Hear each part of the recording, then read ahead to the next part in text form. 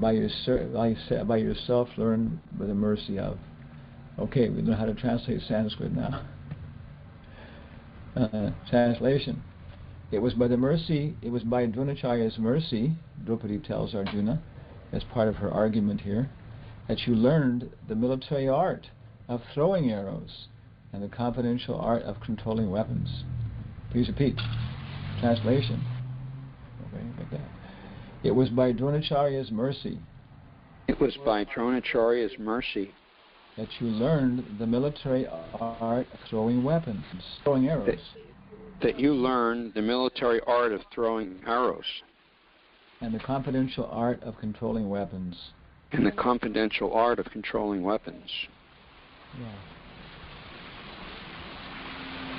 Sa rahasyo danurveda sa vishar gopa samyamaha astra gramangs cha babata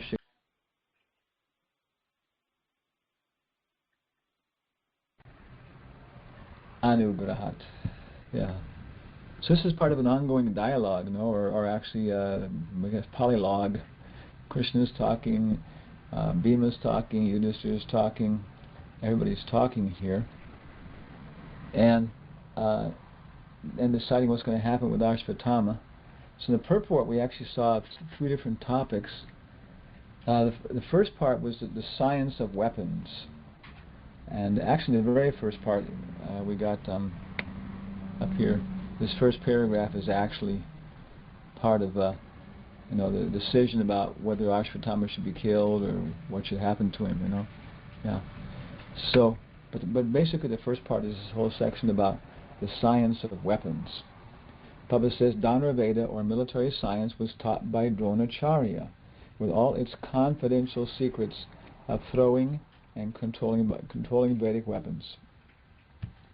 Prabhupada says then, gross military science is dependent on material weapons, but finer than that is the art of throwing the arrows saturated with Vedic hymns, which act more effectively than gross material weapons like machine guns or atomic bombs.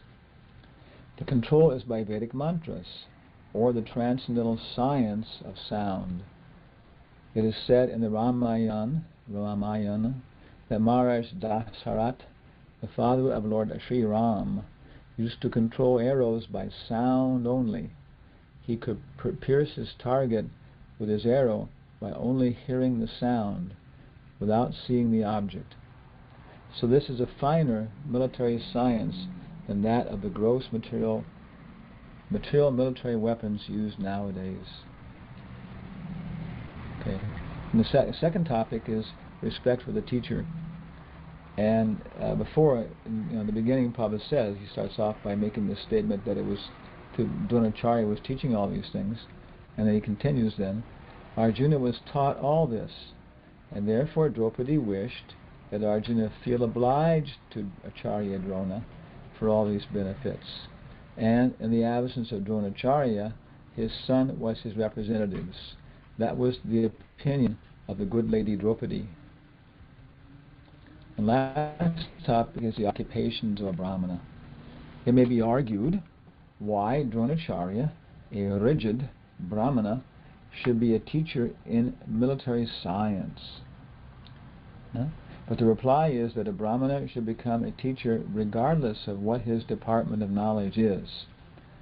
A learned Brahmana should become a teacher, a priest, and a recipient of charity.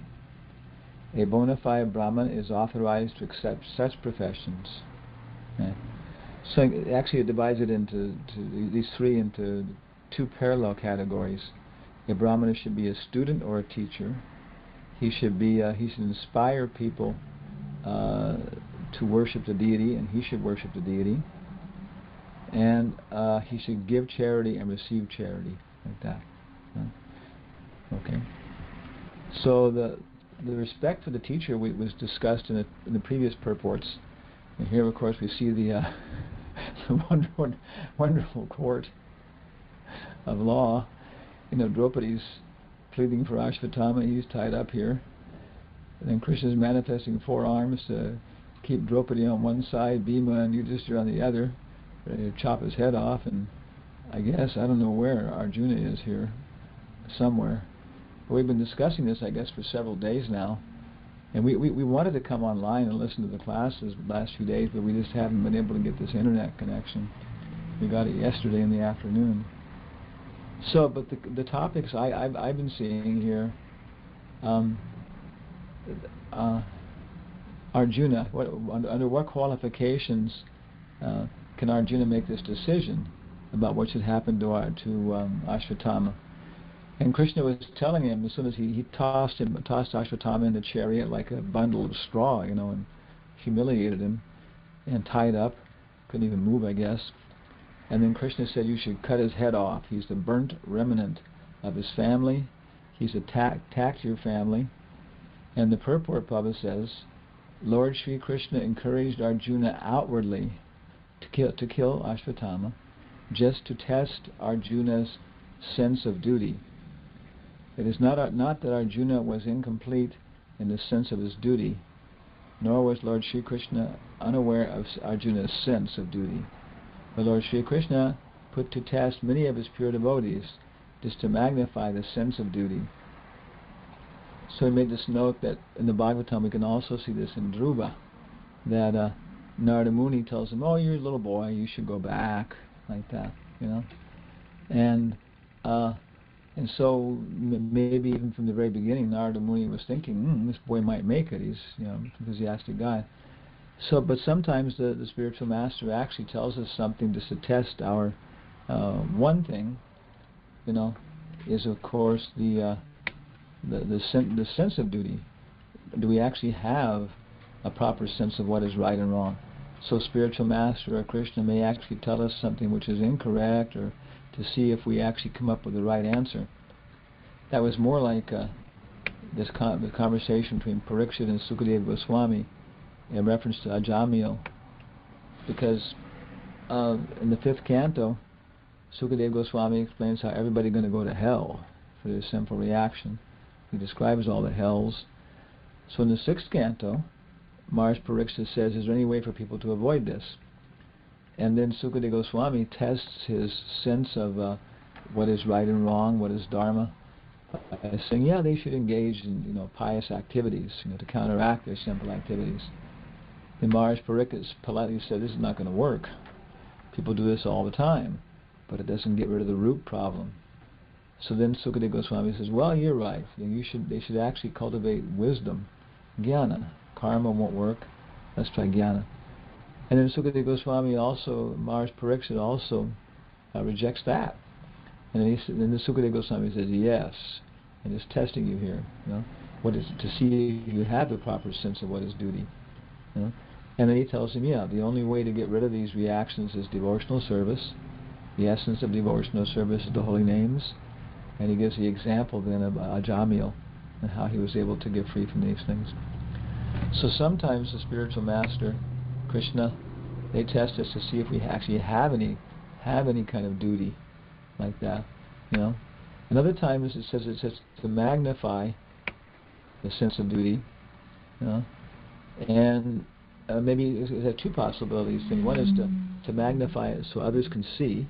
So the spiritual master may, put some pressure on a student, who he knows will react in a proper and an exemplary fashion, so the other students, can get lessons from that.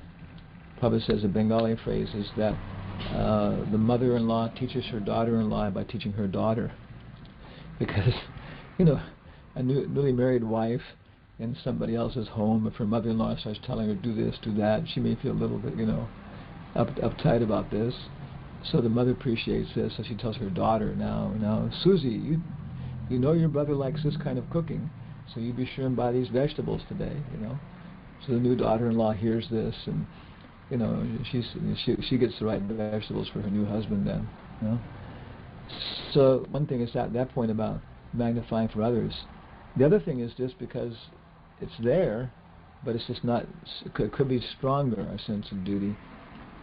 So I understand sometimes Prabhupada would engage in these, very, robust arguments with Tamal Krishna Maharaj about this and that. And he would encourage Tamal Krishna Maharaj to fight back in this and that. And so then it became clear. The ideas became strong, clear, forward. And so then when Maharaj encountered these arguments and challenges to what is duty, what is right and wrong, he already had gone through this very clearly, with Prabhupada in a very strong sense. So the question is, can Arjuna actually make these decisions about what should happen, to Ashvatthama? That's the first question. And next thing, can Draupadi make the judgment? This text one never. This previous one was 1740. Now 1742. The question is actually, can Draupadi make the judgment? And probably has a real great. I don't know how this was dealt with in the class. This is a wonderful one. Women, as a class, are no better than boys, and therefore they have no discriminatory power like that of a man. Okay, we published this in our newsletters here. Okay, so that can ladies make these decisions? Should women be in administrative positions where they have to make these decisions? For example, like as a temple president, sometimes you have to ban somebody from the temple. You have to get very strong with people and stuff like that. And of course, sometimes there's even physical violence, to deal with people in the temple situation. Especially in Berkeley. Berkeley is, of course, a real circus. It used to be. And my goodness, the Sunday feast, the strangest people would come. I mean, methadone freaks and everything else. And I was a doorkeeper sometimes, and that was such a job, And then Shriman Pandit, I learned different things from him, how to do the job and everything else in terms of diplomacy and all kinds of stuff, But sometimes there was physical violence. People would become violent about this and that, and so and you have to make these decisions, very very discriminatory decisions like that sometimes. So the question arises: is that a good position for a lady in general? Prabhupada says as a class, And this brings us to our second point here. We were thinking about this, and that is, ISKCON now attracts Brahmanically inclined men and women. And Prabhupada says in the beginning we're looking for first-class people and giving them first-class habits. So a first-class person, man or woman, male or female body, is somebody who has developed a sense of commitment to honesty. Honesty in terms of others and honesty with themselves. Not like lying to themselves like I do. It's okay, it's all right. And if they have that, even if by their karma they may be in some kind of different situation, male, female, Shudra, Malacha, whatever, then they can be trained. Probably say they can develop first-class habits and so on like that. So I would say this is one thing that many of the devotees in ISKCON who have this female situation, they're not in this category of women as a class. They're in this category of Brahmanically inclined people. So therefore, the discriminatory abilities and so on are better than general. But I was just watching this Charya series or something, and probably just strong about this. It's like he makes this point quite strongly. He was talking about how the general tendency of a lady is to dress and act to attract a man, for shelter, or to control him, or because of the situation, because she wants to do some service, and so she acts in such a fashion that her father, or a father figure, or her husband, or a brother, or a son, grown-up son, they'll all be motivated to engage her in some service, which she can do, or that they'll come under her control, and then she can get what she wants them to do, or that she'll get some shelter and protection like that. So Prabhupada is saying this is natural condition, and we see this, and therefore in Draupadi, the situation would be that without being properly sheltered, she would be in an awkward position to make proper decisions like that. So Prabhupada is saying that actually her decision not to let Ashvatthama go or these kind of things and forgive him was because she was falling into her natural position of being a gentle and good lady, like that, and being forgiving and tolerant and motherly. But in this condition, she should have been under superior guidance like that, and she would have appreciated that. Well, yes, this is not proper in this situation. Going on here, in 1972, from my laser go there. 1927. These are these really super instructions by Bhishmadev. It says that, this is the disappearance of Bhishmadev, and it says he instructed all this Varnashram Dharma to Maharaj Yudhisthira during, one second here, okay, yeah, put my chat up here, okay. If you can't hear me, just send me a chat thing and I'll check every now and again. We've had this experience, of course. I gave a 45-minute class one time and nobody heard it. No, we can hear you loud and clear, Maharaj. Okay. Same room. Yeah, actually when they installed the Comcast thing this time, I told them it was terrible sometimes in the past, and the guy said that was a year ago. Now we've gone digital, and it is much better. Thank you, God. So in 1727, this is just fantastic study and meditation for what is our idea about Varna Ashram. And it should be printed up as a separate little book with a few words of introduction, along with probably this manifesto, 1738, where the four principles are mentioned, and probably gives basically a Hare Krishna manifesto, like the Communist Manifesto. And he says, if the Hare Krishnas ruled the world, here's what we would do, So it makes it very nice, very clear, simple thing, and many people would actually think this is quite nice, So in there it discusses kings, everything else, and discusses ladies. And Prabhupada says, as far as the women class, now again this is class, are concerned, they are accepted as a power of inspiration for men. And as such, women are more powerful than men. So this is the other side of it, is that Prabhupada is saying up here that the discriminatory powers are weaker, but he's saying their inspirational powers are stronger. So the idea is to understand what kind of situation we're in. Brahmana, Kshatriya, Vaishya, Shudra, Brahmachari, Krihasta, Vanaprastha, Sannyas, and then male or female, and then apply these things. Pula, Hunandra, Pulenda, Pulkasa, and actually apply our tools like that. What I have is a screwdriver, it's not a chisel. Okay? And therefore, I got to use it like this or like that. And then we can be very, very successful in serving Krishna. So in this case, go on here, I think, yeah. So, and then in 1743, going on with this decision of whether or not, the first part, whether or not we should give the respect to Ashvatthama as a son of a Brahmana. My point is the texts and purports are full of subtle nuances. The relationship between men and women, all these things. Already in the first canto, we're getting the very subtle stories with subtle different things that really are quite adequate to deal with the complex problems of life. Prabhupada says, according to revealed scriptures, a teacher or spiritual master is liable to be rejected if he proves himself unworthy of the position of a guru or spiritual master. A guru is called an acharya, or person who has personally assimilated all the essence of shastras and has helped his disciples to adopt the ways. This is very intense, So here's a question about in ISKCON. But in some ways, Prabhupada makes it so general as to call brahmanas.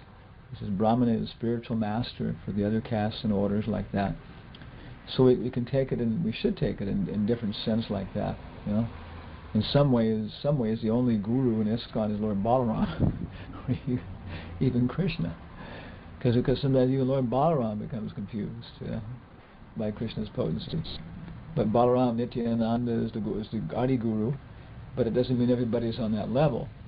And we come to great acharyas like Prabhupada, Bhaktisiddhanta Saraswati, Bhaktivinoda Thakur, Ramanujacharya, and they've assimilated this to a very great degree. But any Brahmana, and Prabhupada's giving Brahman initiation, so if we respect him, we should respect his decision.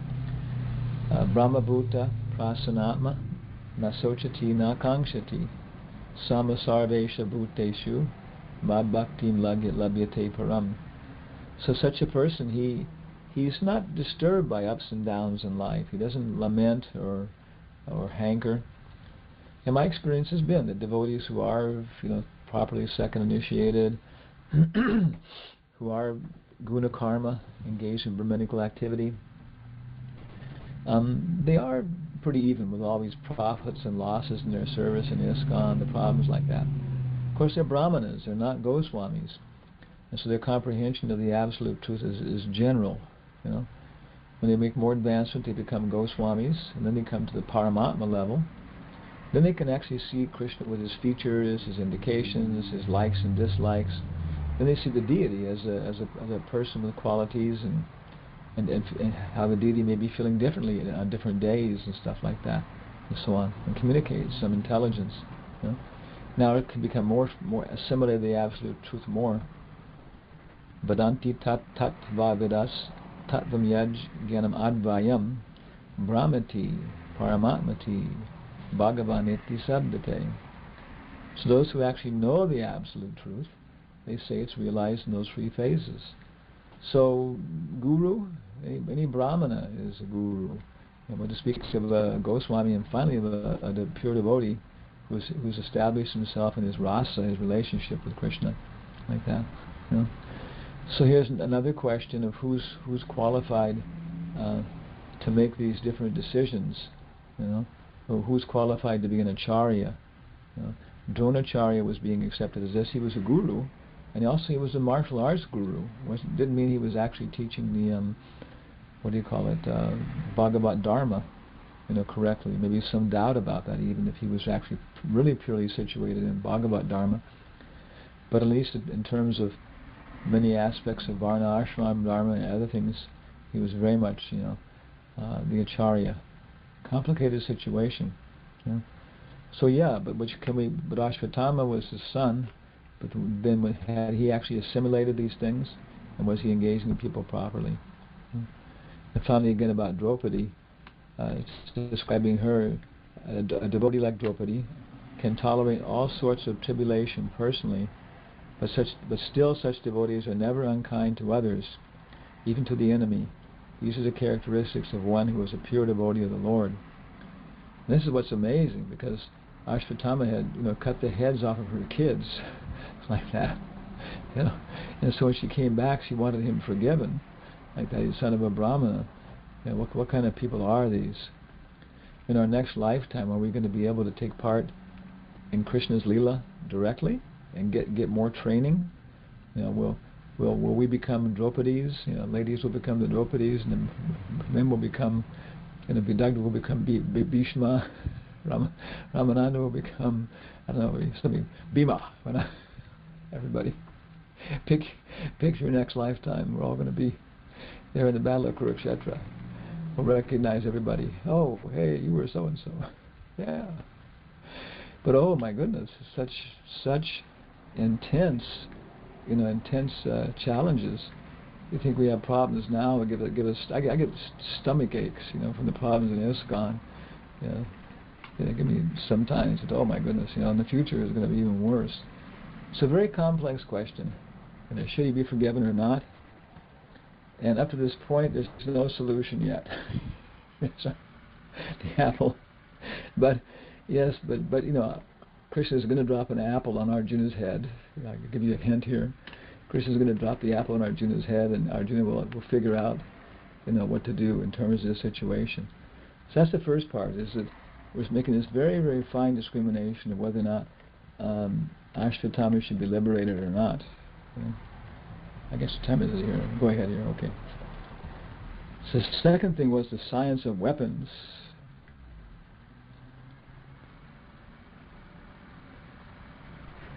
And I don't know. I love these things in theory. In war, in fact, I don't think Nobody likes war, in fact. I think there's almost nobody.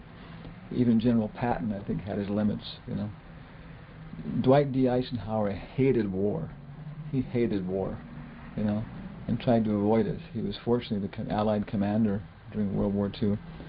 But others like Patton, as the history goes, they actually were just looking for a good fight, for valor and heroism, like that. You know. This, of course, in the left here is Jet Li in the movie Forbidden Kingdom, which has its own interesting history.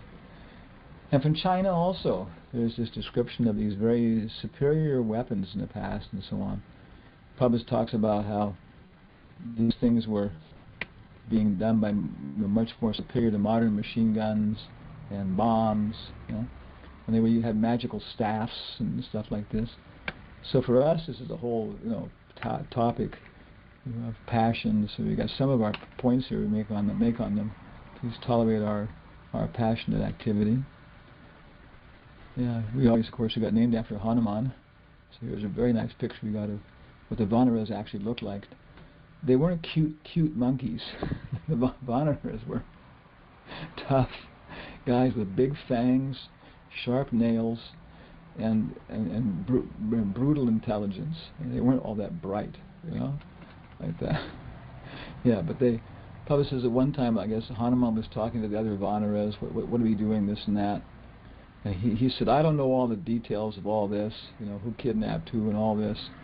All I know is that Ram and Lakshman want this fight, and that's good enough for me. Is it good enough for you? Yeah.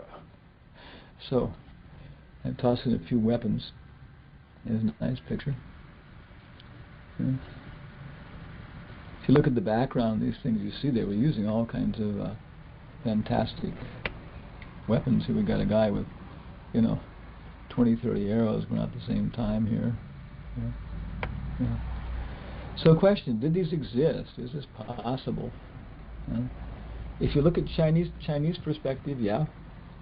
Oriental perspective, and they bring it down into the martial arts and kung fu and these kind of things which we studied into very practical stuff, which is incomprehensible to Western, you know, North American technology in general, which is basically Northern German. And also in Peru, the boy probably here from Peru, Prabhupada says that the Peruvians had kumbhaka yoga, frog yoga, which means that you can stay buried in the ground. The frogs can stay buried in the ground for 2 years without air, and still when it rains and the water softens up, they come out. Not all of them make it, but you know, it's incredible, you know, different kinds of knowledge. So here's a very nice fight between Hanuman and the demons. So, Papa says in the purport, the control is by Vedic mantras or the transcendental science of sound.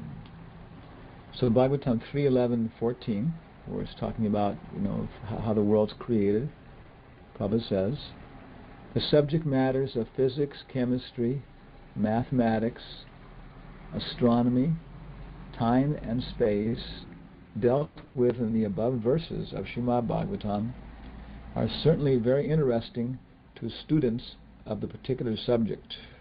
Okay, so that includes us.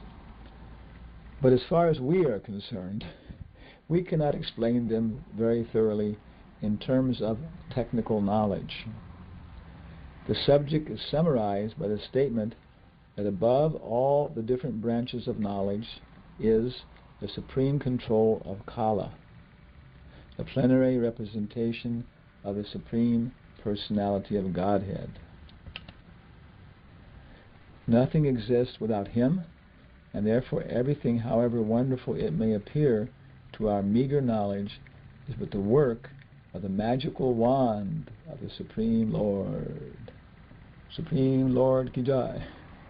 Jai Gopal. It's a beautiful picture, no? You got butterflies, flowers, birds, peacocks, Krishna's flute.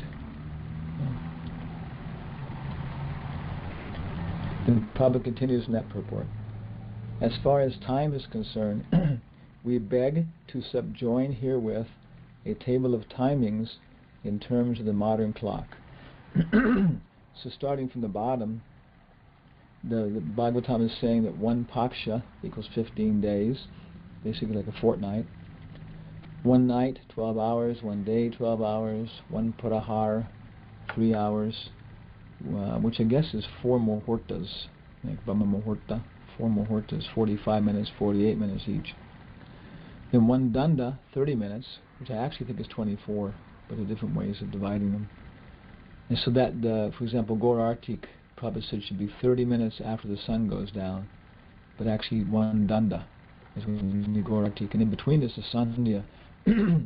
Sun's gone down, so you chant your Gayatri, do prayers of japa, and protect yourself, because it's a very dangerous time.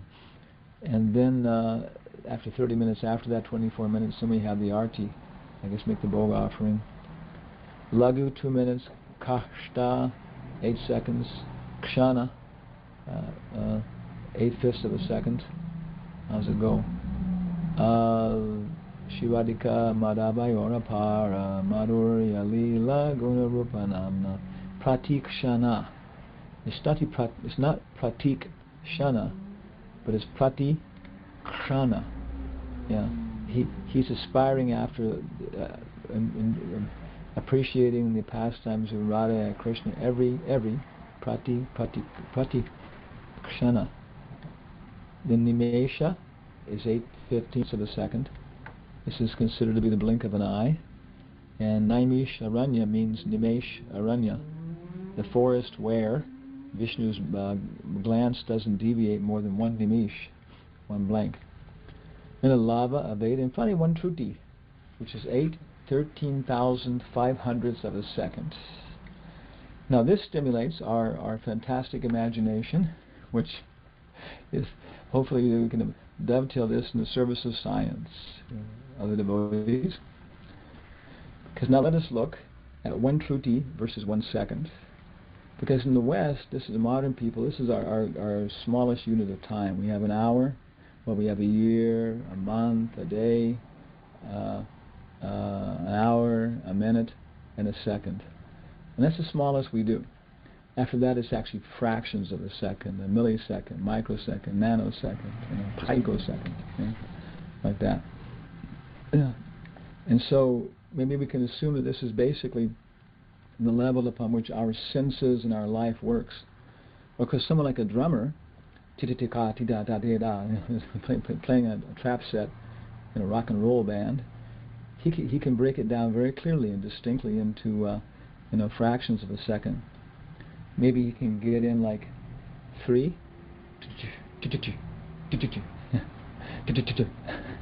maybe 3, 5. Maybe you can get in 5 different drum beats, different drums or something within 1 second, like that. And a magician, the hand is quicker than the eye. He can do stuff that's also down to a fraction of a second, like that.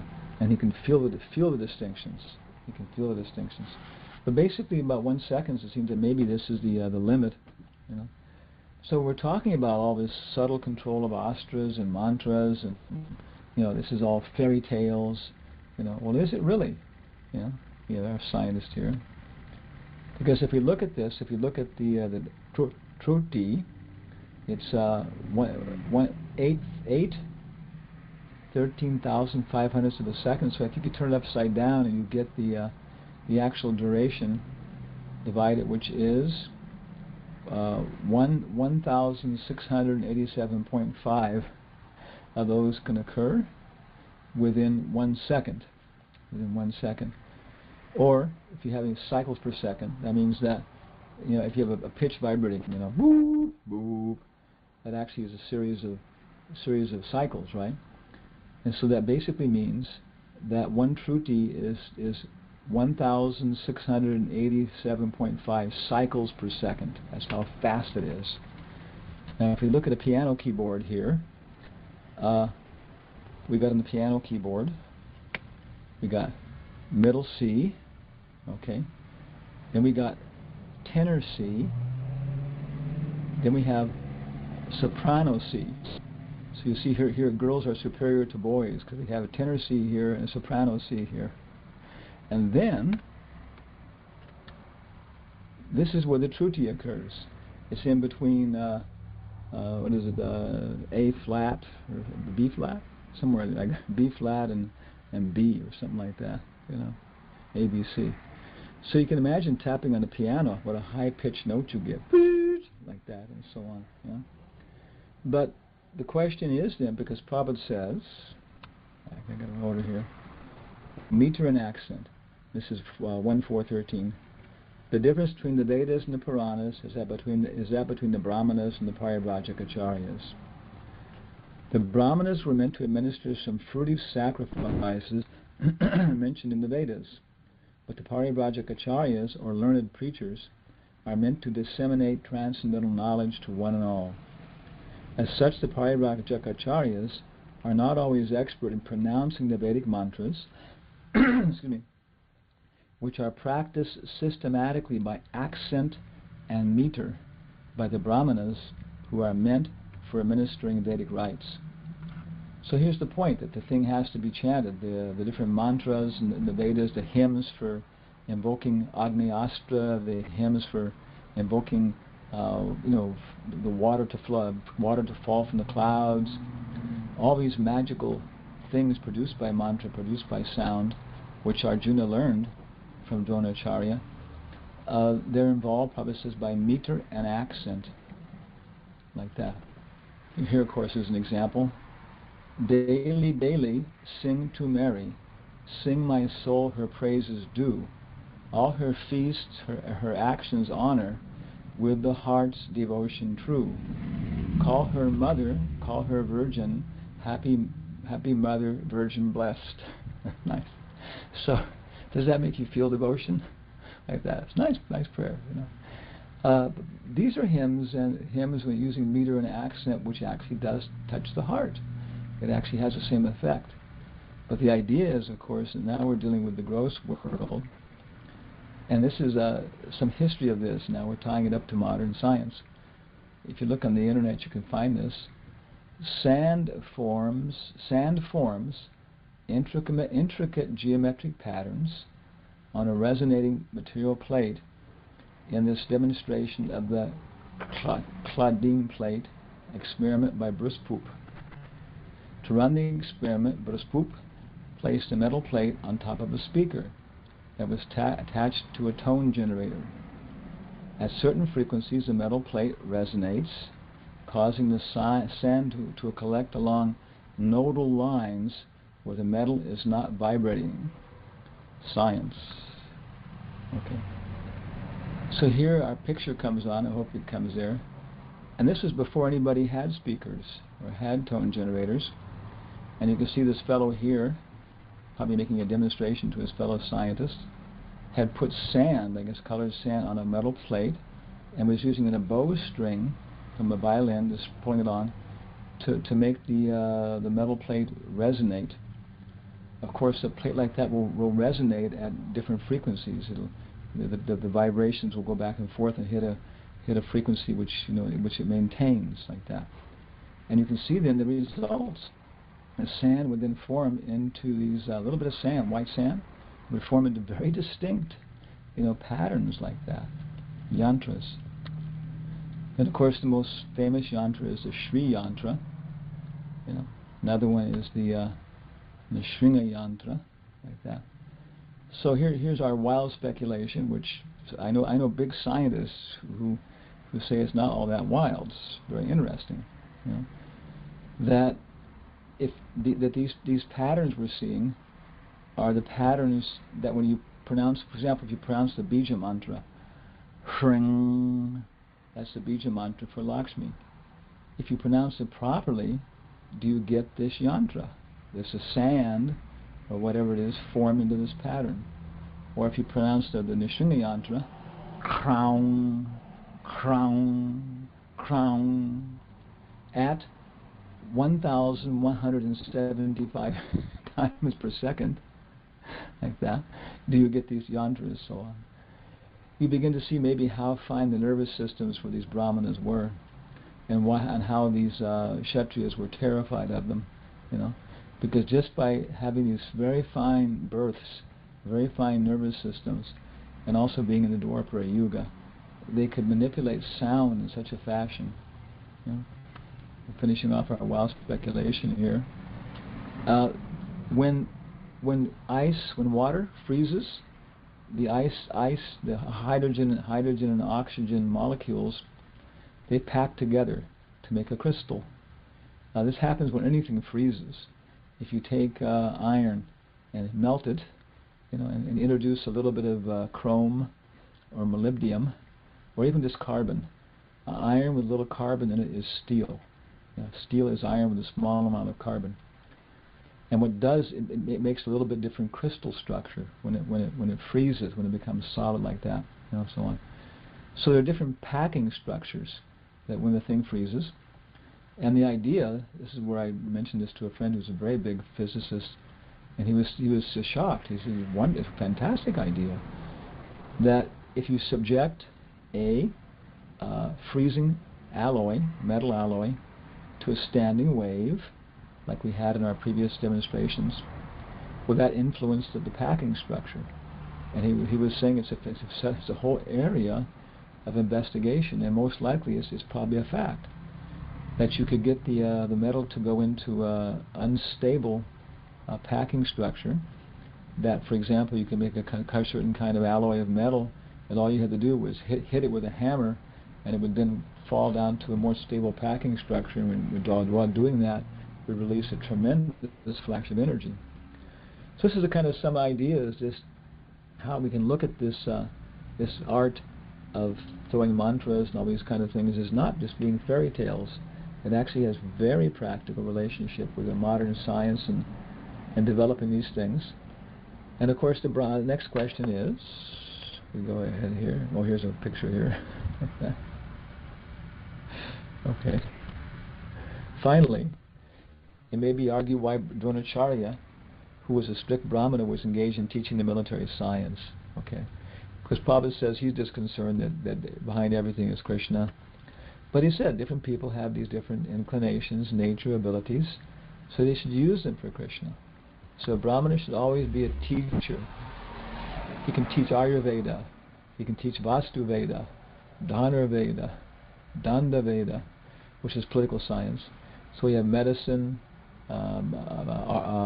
weapons science, political science, Yantravidi, which is how to make machines, Atmatattva, okay, and Gandharva Veda. Of course, Gandharva Veda is music, dance, and that's basically what our yoga is. Our yoga is Gandharva Veda, how to realize Krishna by singing, dancing, music. And it's still very active. I had the fortune to be able to go through Manipur a lot because of Bhakti Srup Damodar Maharaj, my sannyas guru. And in Manipur, they still develop this to such a high degree, this whole thing of Ras Leela, these performances. The children, they're born into you can see that they're born into these families. These are not ordinary kids. They're born into these families of dancers. They start developing the skills and everything else from like 4 years old. Here's little Krishna and little Radha. These are kids, these may be like 5-year-old kids. And they're already learning all these subtleties of the meter, the accent, but all for higher purpose, for devotional purposes. Here's a picture of one of the big Ras Leelas with 108 gopis, with very incredible rhythm and dancing and drum beats, all this thing. And this is, of course, all for Sri Sri Radha Govinda Chandra, who are a beautiful self-manifesting deity. Govinda Chandra is a whole history of how he manifested himself. Incredible. And so he's there, right with the devotees, and they're chanting, singing, using proper talas, rhythms, mantras, everything to produce these different devotional sentiments. But also then they can be used to manipulate matter at some point. No.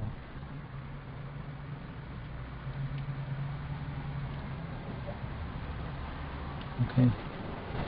So maybe we can't become teachers so much, but we can also become servants of the teacher. One of my favorite pictures. Here's Rupa Goswami writing the books, Srila Prabhupada writing the books, the teacher, and up here is the messenger, ready to deliver them to the publisher, or take them out on Sankirtan to distribute the books to the people, like that. So, our basic principle then of being like this is that wherever you go, whoever you meet, we can distribute Prabhupada's books, and so we also can take up this Brahminical activity, even though we're not competent to throw the mantras and the astras so much like that. And then, it's wherever we go, even though we're quite innocent and small, whatever we've learned from our spiritual master, wherever we are, maybe we're just people like again, like some lady with her children, but she goes to the market, meets people here and there, and so she can be a very effective preacher, just wherever you go, whoever you meet, based upon Krishna's instructions in Bhagavad Gita, Srimad Bhagavatam. You understand some stories, and you just tell them. So there's no limit. Myself, I'm not really all that great at street Sankirtan, but I can maybe do some classes, or when I'm traveling so much, and I meet people when I'm traveling. And so also I can distribute books and stuff like that, so on, and get the mantras out. So that's our whole presentation. Thank you very much. So Prabhupada Ki Jai. Fantastic. So any questions, comments?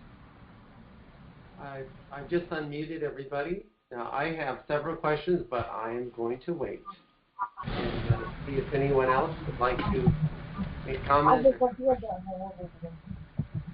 Be sure to mute yourself if you don't have a question. I'm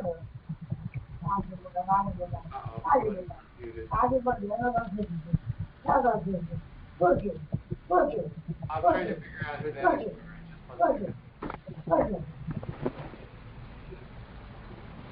Hare Krishna. Hare Krishna Maharaj. Hello, Hare Krishna. Who is this? My name is Kandita Devi Dasi. I live on the Big Island. Oh goodness. Okay. My question is how can some of these things are difficult to reach, like in today's modern age, about women being no better than boys, and there's some other quotes that Srila Prabhupada has given us.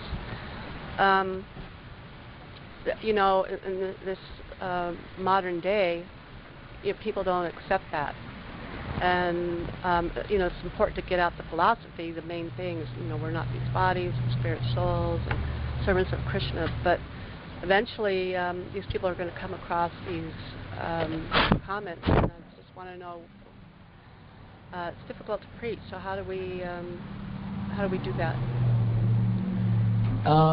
It's also difficult to, for example, one time I was up in Vancouver, and it was Rath Yatra, and they had this questions and answers place. It was separated a little bit from the main area because the noise of the stage performances. And so different people were over there sometime, and they said, okay, sannyasi, you should go over and do the questions and answers thing. So I went over there, and maybe about 20 people, and they left me all by myself. And then there was one older lady devotee. She had like a visor on, and she had her neck beads. And whenever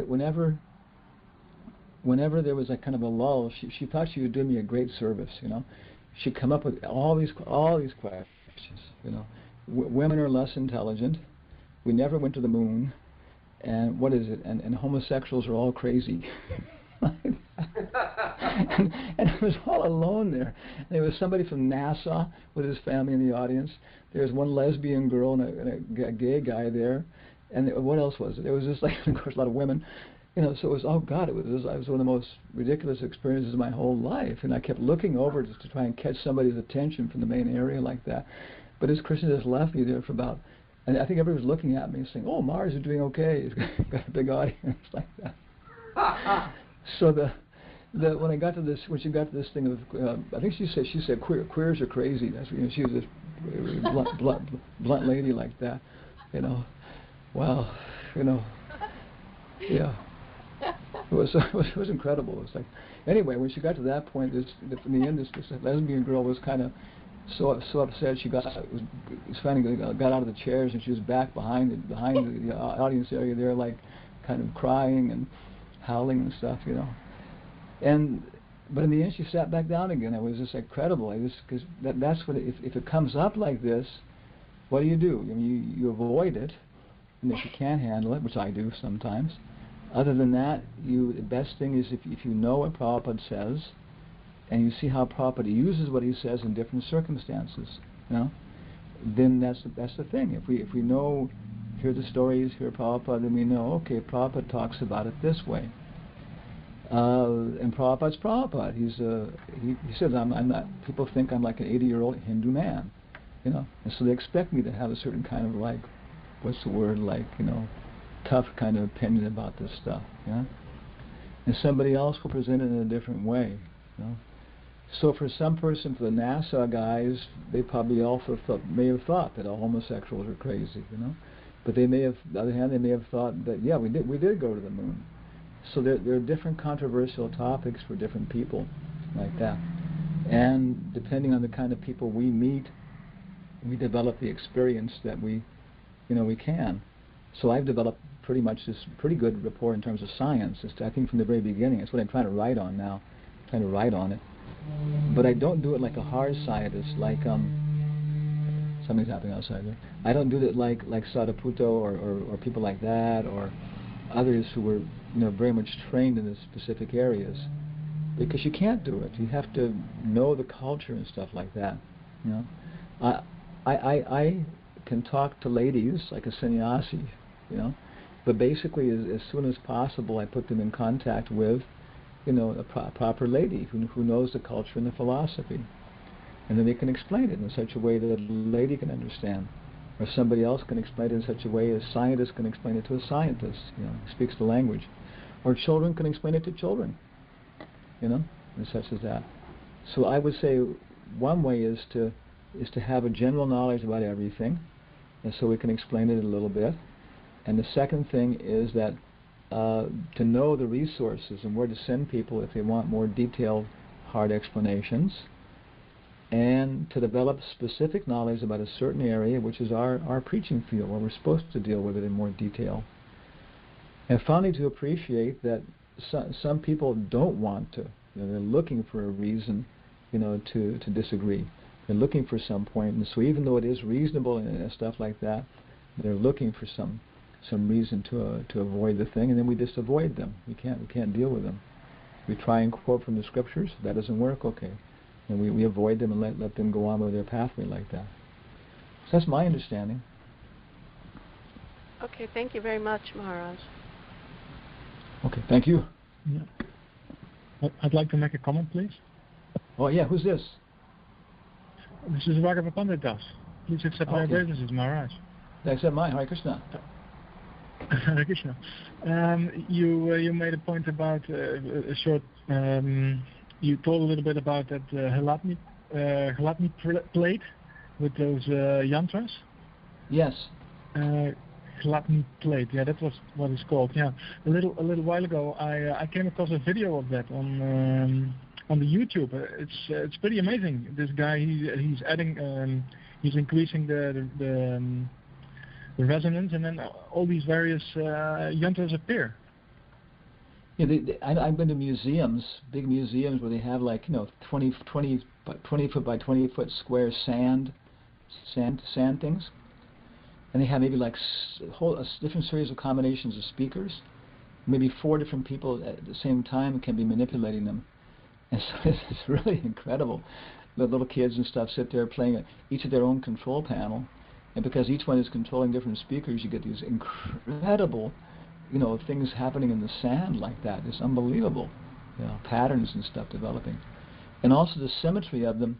Now we're talking about plain tones, but when you start putting in things like that, oh my gosh, So anyway, Prabhupada said these things will be the basis of great discoveries in science, and they don't require so much money as can other things too.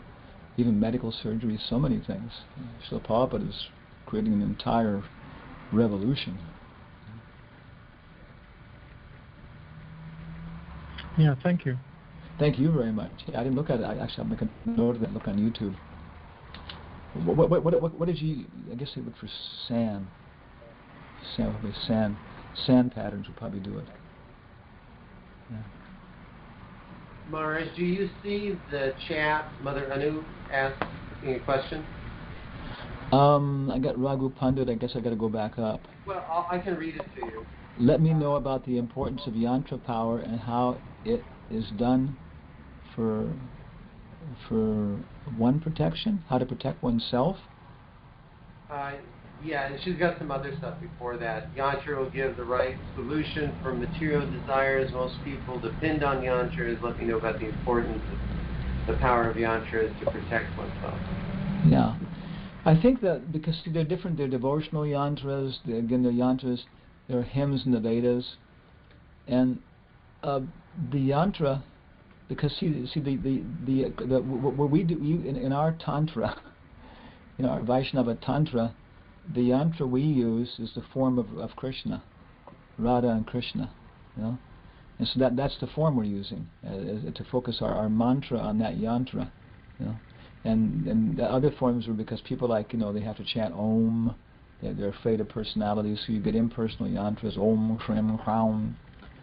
And so in our deity worship, as far as I know, Panchangri and Johnny Vas in their workshops are explaining that Bhaktisiddhanta eliminated a lot of the mudras, and yantras and so on from the Hari Bhakti Vilas explanation. I've directly read where Prabhupada says that the Hari Bhakti Vilas is unnecessarily ritualistic. But he says it was, at that time, everybody was practically speaking Smarta Brahmins. So Sanatana Goswami had to go with the flow. It's very interesting. It's just written by Sanatana Goswami, but because we have the Parampara explanation, we understand that it's just not necessary. And we wear Kuntimala, we put on tilak, and that's sufficient kavacha to protect us. Putting on tilak and wearing the kuntimala, and Prabhupada's strict about that.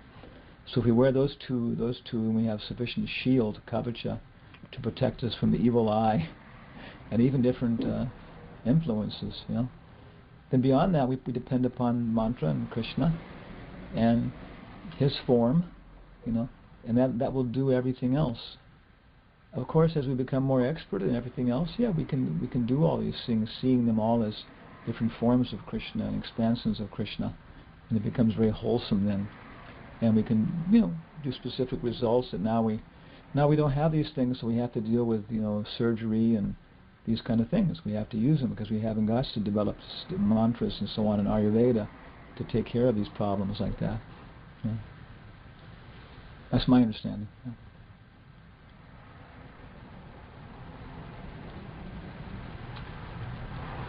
Anyone else have a question?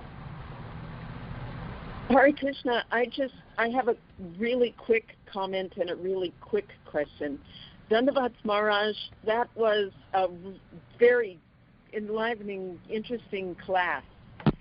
I just wanted to tell you, we were listening, you made this comment, everything is under the supreme control of Kala. And we all know that Kala is the Sanskrit word for time. Yeah. But what you might find interesting is that Kala is the Hawaiian word for money.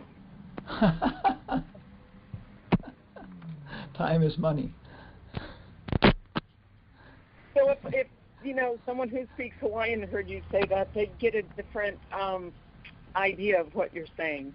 But it's almost the same, I think. Yeah. And then my quick question is what you were just saying about tilak. I don't put on clay tilak every day, but I was wondering if you have an opinion of water tilak. I think Prabhupada's kind of saying it like it works. He tells that story about this Muslim guy who took over a factory, right? And he said anybody who wears tilak, there'll be fires. So only one guy wore it. And he was the owner came right to him, was staring at him. He stared right back at him, and he laughed and he said, "Okay, this one brave man can wear tilak, but nobody else, So, and also with the Bhaktivedanta Institute, he told them to have hair. He told them to wear suits. He told them to sit on chairs. He told them they had to wear tilak. It's very interesting. So, and even some scientists I know, and big Indian people, some of them very strict, like Sri Vaishnavas and stuff. They wear tilak and so on. So it's interesting. It's even in very old icons. When friends showed me these very old Christian icons, you see these marks on the foreheads and stuff like that and so on. They apparently were even common throughout that area for indicating groups and stuff like that. You know? So I think it has its potency, you know, but I think it has more potency if we wear it, you know, and stuff like that. And of course, if it looks nice, you know, then that's something else, and people figure, well, okay, it's different, but it looks nice, you know, like that. What wonder? Then of course, it automatically stimulates so many questions like that, and actually it creates auspiciousness in the mind of the people around us. And may even save somebody's life to see somebody wearing tilak, you know, like that, you know. And the neck beads. One devotee, Vichatama, he would sell neck beads as part of his book distribution, as far as I understand. And people were attracted to the beads and they'd buy them. And it was so polarizing. Some people, they would see the neck beads and they'd say, "What's that? How much are they?" They would just be attracted. Other people, they would become terrified or angry and stuff and wouldn't want to touch them and everything else, you know. So there's very deep archetypal significance in these things. You know?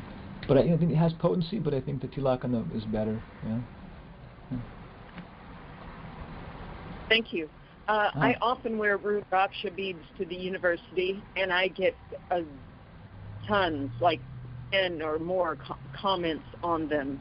And I stop and talk to people because they just stop me and comment on my Rudraksha beads. And another thing to get people to stop and talk to you is an accordion. I was traveling. I used to travel with an accordion, sometimes experimenting.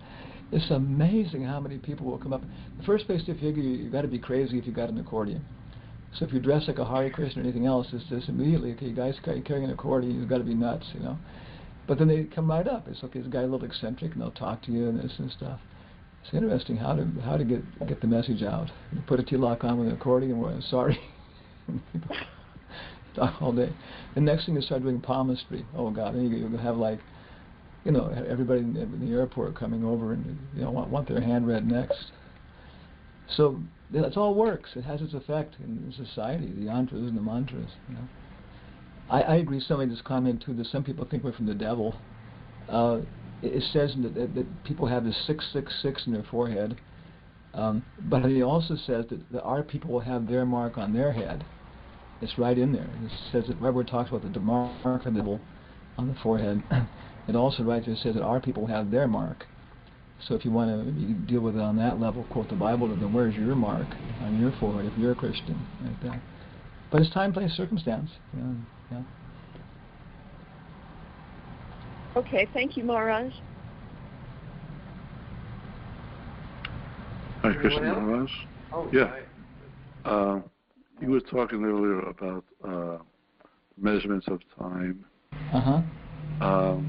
I remember hearing many years ago that when we say something like 1 moment, I remember hearing that a moment is actually calculated to be 1/11th of a second. Have you ever heard that? Yeah, probably 1 moment. Let me see here. Let's go pop the slides down here. Okay. That's lava matra. State. It's 11th Yeah, of a lava second. matra. Yeah. Lava matra sarva sangha sarva siddhi hoy. So, I don't know where it is here. Maybe that's, yeah, it is. There it is. 8/45. 11 matra is, yeah, 8/45 of a second, which of course works out to be 1/11 just about. I think someplace a little bit different calculations here, a little bit, but here that's what it is. You know, 11 matra, 1/11. Yeah. Okay, because we're scientists, we'll open up our calculator and we'll do 45 divided by 11 by 8 equals, okay, 5 seconds. I got it wrong there.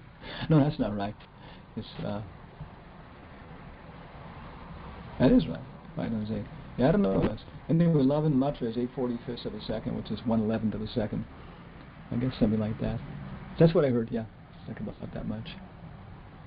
45th of a second.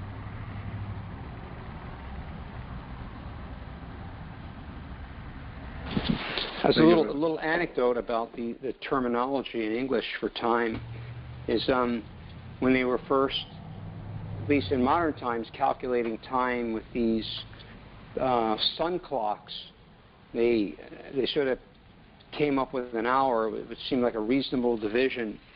And then when they got the more sophisticated, then they had a minute division, which became the word minute. Where a minute came from was from minute. And then, when they got even more sophisticated, they decided to do it for a second time, and that's where the word second came from. Wow, okay. My goodness. Devotees learn everything. And I think if you remember that at the time of death, it's not going to help you a bit. So anyway. Well, that may make you remember that time is actually the external representation of Krishna. There you go. Then got to tie it in. Yeah, and Krishna is so fine. The Krishna's curly hair is so fine, hanging over his beautiful forehead like that. So, you have other questions here, comments? Anyone else? I had 3 quickies. Okay. I thought it was a great class. There was something you mentioned from I think it was 1927. That's what I wrote here. But it was about how women are more powerful because they inspire men.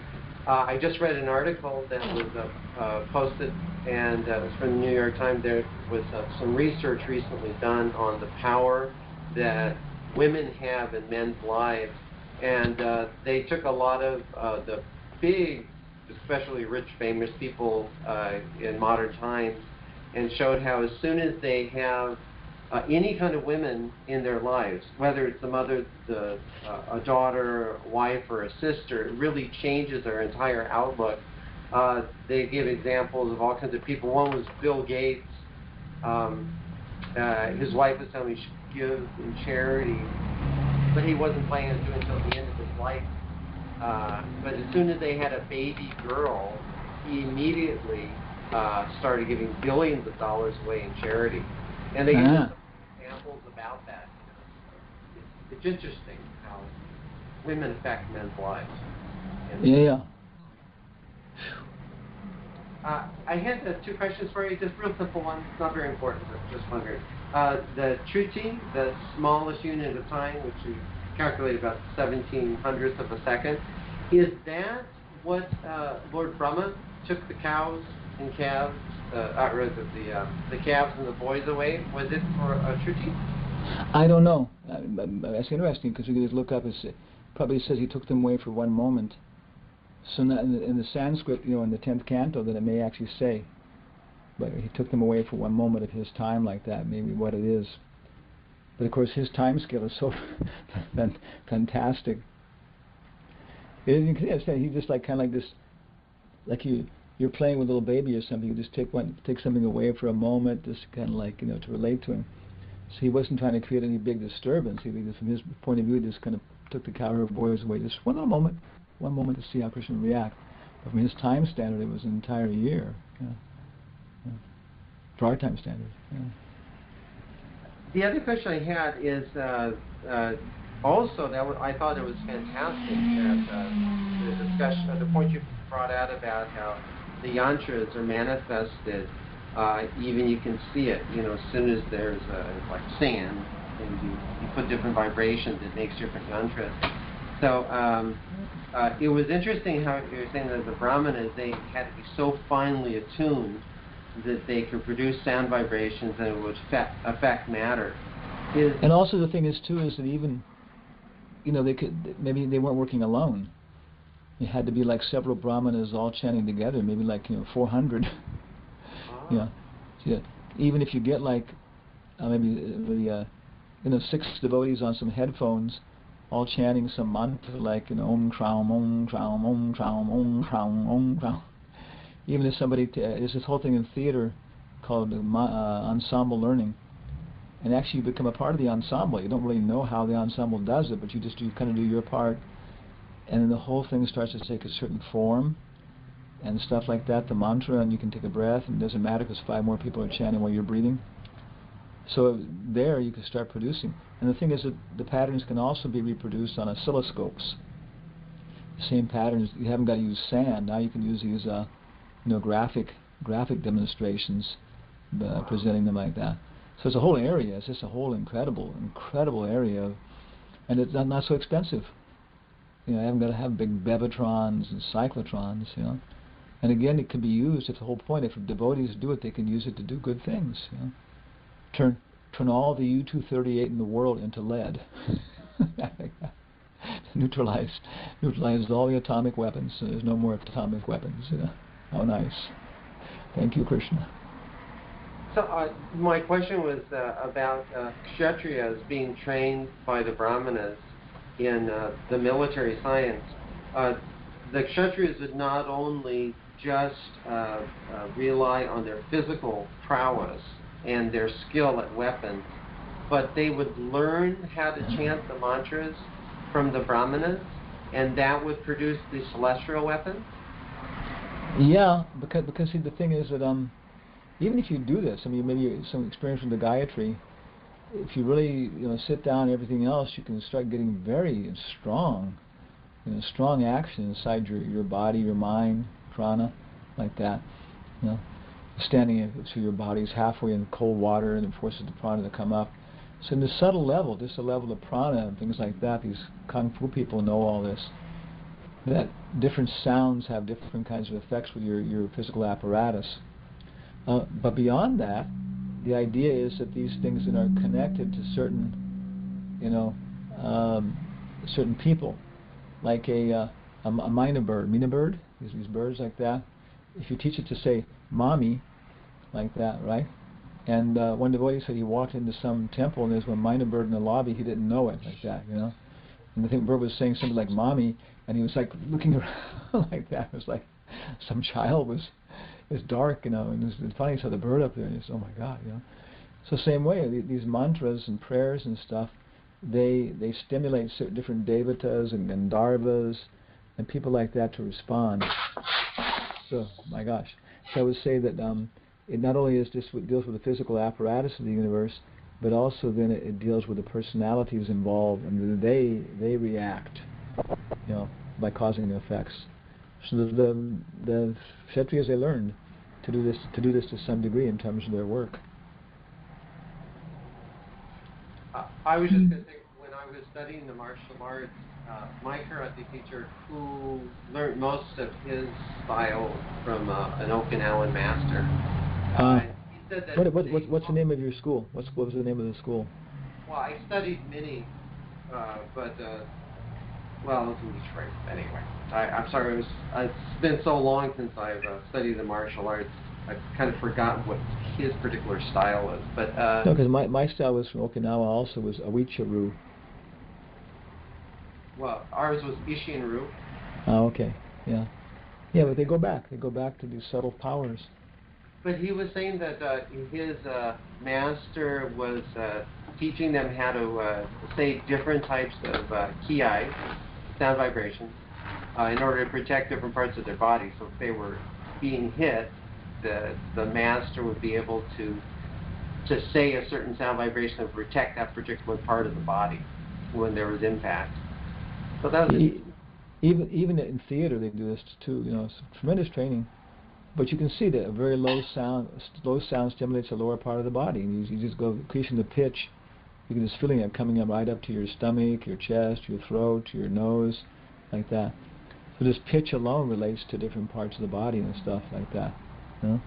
Like certain very sensuous, lascivious music has very heavy, gross, low notes, rhythmic notes that really stimulate sexual agitation, like that. Yeah. So. This is Jay. I thought once that it would be a non-polluting way of making cars go. with mantra. Well, yeah, or flower airplanes. Wow. But you have the people that can do this. Everything else like that. There's so many descriptions of these things, but they require people of more subtle, higher character to do them. And Prabhupada's saying that our children's children, if we all are strict, heard that Prabhupada Janivas said that Prabhupada said that if you strictly follow everything I'm giving you, and your children strictly follow, then your grandchildren will be traveling on flying carpets. So very quickly you can purify the nervous systems and everything else like that. So experience these subtle energies, and then just take advantage of them like that. But I guess we should go now. It's already 5 minutes to 1 o'clock here, and we gotta get ready for our other program. Tonight we have Upanishad online, like that. So on, doing here like that. So thank you very much. For us, it's a really good opportunity to talk about Krishna. I think it's a nice audience like that too. Thank Hare you very Krishna. much. Very nice. Thank you, Maharaj. Prabhupada ki jai. Thank you very much. Hare Krishna.